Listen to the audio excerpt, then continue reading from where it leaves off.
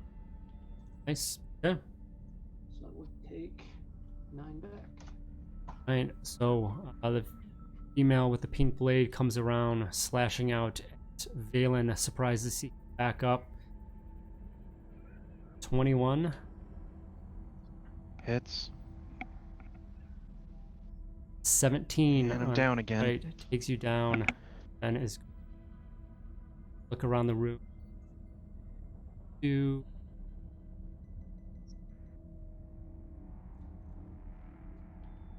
I think she turns and then is going to rush down to you, Lan, and is out. A 19 to hit. Time to use that energy shield. All right, that will be good. Guy next to Valen, see down. Going to come down here. Shot at you, Jack. 22 for 9 energy. Let's give back that 9 I just saved. Ellen, you are up. You have advantage with your Slicer's Kit if you like to take care of the 8-pod situation. I will do that. As soon as I figure out where I put it. There we go. Right. So you, with a little bit of help from Dak, you're able to successfully disable this from launching and not going anywhere.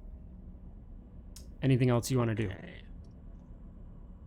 Yeah. I will use my movement to run behind these crates. Okay. And then I will bonus action just try to hide behind them a little bit. Okay. Lan, you're up. Okay. Here goes nothing. All right. You had a good head start on your first check, and you finish up what you needed to do. You were able to get this escape pod disabled from launching as well. Okay. I don't want to take any hits, and I'm out of tech points. They use my action, right? That was your action, yeah. Yeah. Okay. I just stand up and get ready to die. Ends my turn. All right. Thorian's out of here. Valen, death save.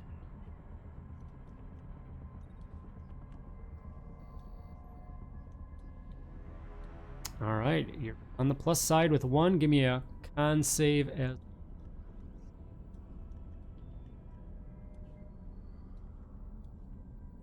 Hey, you're good. Dak, you're up. All right. Dak is going to try to shoot. How do these guys look? I've kind of lost track of what's been This one down happening. here, he's pretty rough. Okay. This one up here is not as bad. All right. What about the? She's Dark. actually looking pretty rough. Okay.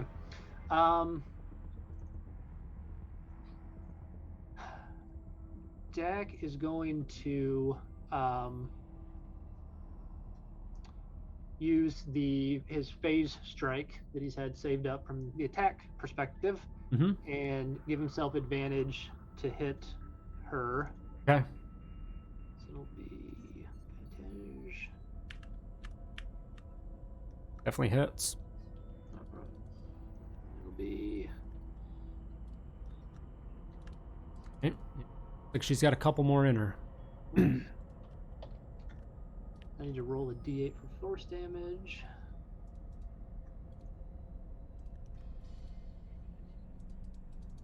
Face strike. Yeah. Ah, jeez. How do you roll? Slash R space. There Or we just go. use your roll bar on the side, your toolbar. Yeah. There you go. More. Dak will follow up with extra attack on her again. This time normal. That'll hit. Yep. Definitely getting down there. That rolls. Yeah, I'm trying to see how close she actually is. Just out of range, damn it. Okay.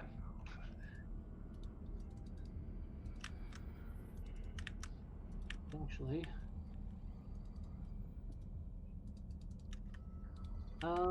Yeah, go ahead and do bonus action. Dual wield on her again. Are you moving to be within range, by the way? Oh, I need. Yeah, I'll move closer. I need to be what? All right, so 12 will miss, but you're able to hit with your last shot. Okay. All right, how do you take her out? All right. So, yeah, Dax seen Lan in rough shape. Says I need to help out my Duros buddy here and fire some blaster bolts at her, trying to catch her off guard since her attention sort of focused on Lan there. Catches her in the back with a couple shots and drops her. All right, she falls down. Ground. Her lightsaber goes out as she does so. Comes out of her lifeless hand and rolls across the floor a little bit. Anything else, Dak? Yeah, Dak will go ahead and I don't know if it'll matter.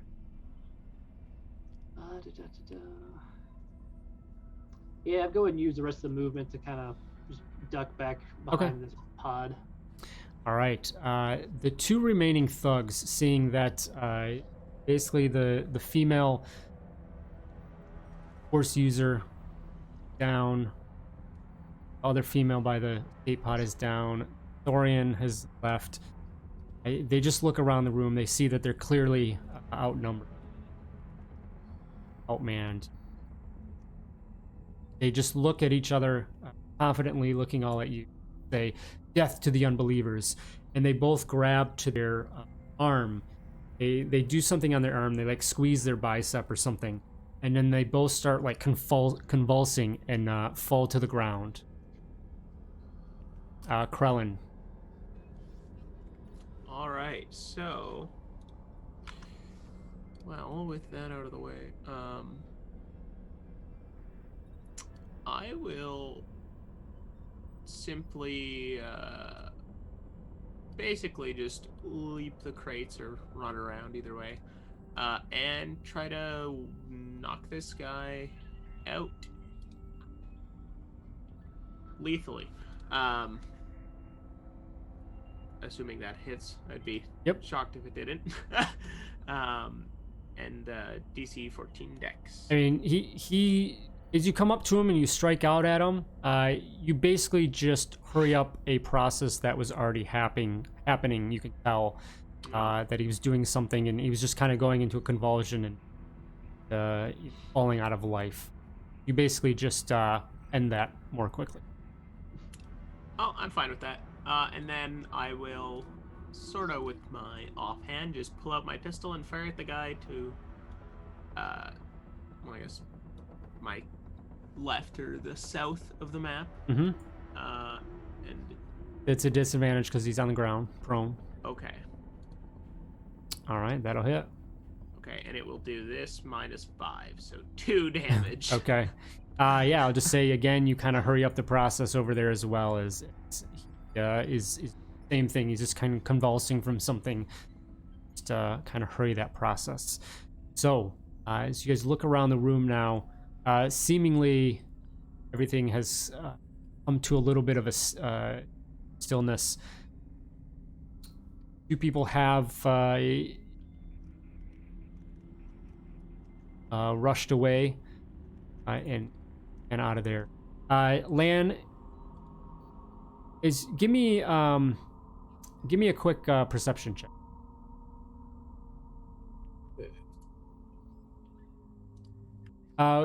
When you get done with working on that escape pod over there, you just notice that there's a data pad laying on the ground next to it that just kind of catches your attention.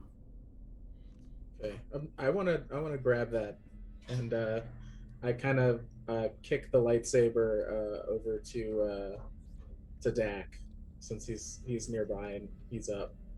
Okay. Ooh, look what I found. And I want to go through Krellin's stuff and get out his trauma kit and use it to bring him back up. Righty. Yeah, because while Lan was doing that, Dak was gonna come over here and, well, I guess one, pick up that lightsaber, and then also jump on the comm link and see how our floatium buddy's doing out there. Yeah, so you call out to Ivs, and it calls back and says, "I've got him on the run, but it looks like another ship is leaving the landing bay. And, this headhunter's taken off with him. I'm not ready to engage in both, so I'm gonna just stay back. All right, keep an eye on him as long as you can. Copy that. All right, and Dak will, yeah, just kind of check out the Jedi if there's anything of interest on there as we're getting Valen taken care of. Okay. Yeah, Valen, roll trauma kit.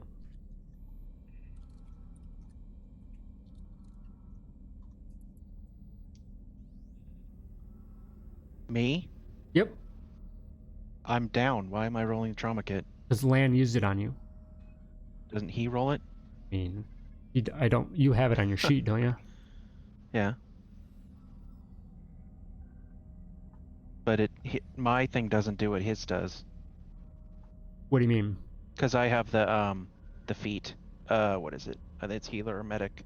Oh, So is here, I'll it? just, Well, if you don't have the a- trauma kit. Sorry, the trauma kit just normally stabilizes. Stabilizes. That's it. It doesn't do Yeah. anything else. oh, okay, never. So that brings you back up, right? No, it it would brings me just to 0. stabilize. Yeah. It doesn't bring me up. Dak will, I don't know what the rounds are. Dak till will then. Dak will grab a med pack, and toss it to Lan and say, "Hey, take care of the kid," and then use a med pack on you. Okay, great. So I'll just use that. That'll be what we need. Okay, I think I roll that for hit dice. Yep. All right, you're back up. So, with 2 of the assailants have escaped, the rest of them put down through a somewhat challenging fight for a few of you, and with 2 of these escape pods that upon initial inspection seem to have some sort of explosives rigged up in them, preventing their launch. You now stand in the room trying to put together what was the plan here. Looking back to the information you gained down on the surface with tracking beacon in the fault and whatnot. We will end there, a bit late here tonight, and we'll pick up. So next week, we're going to jump on Foundry and utilize that. That'll be up Wednesday for you guys to go ahead and work on characters. And then I just plan on that being just kind of just random time until we get into the following week, getting back into things. So it'd be good to kind of finish out the rest of this session from there, and then we will see what happens there. Go from there. Finish out investigating this area. All right. Sounds Alright. good to me. So, Go. all right, guys, good stuff. And then after that, and actually, when you get into Foundry, because it won't really matter for the finishing up this little episode here, but you guys have all hit level 6. We will build in Foundry. When you get that up, we'll build at level 6. All right. All right, Do you good stuff, usually guys. get something at level 6, or is it minor stuff? I think it just Usually more depends. minor stuff.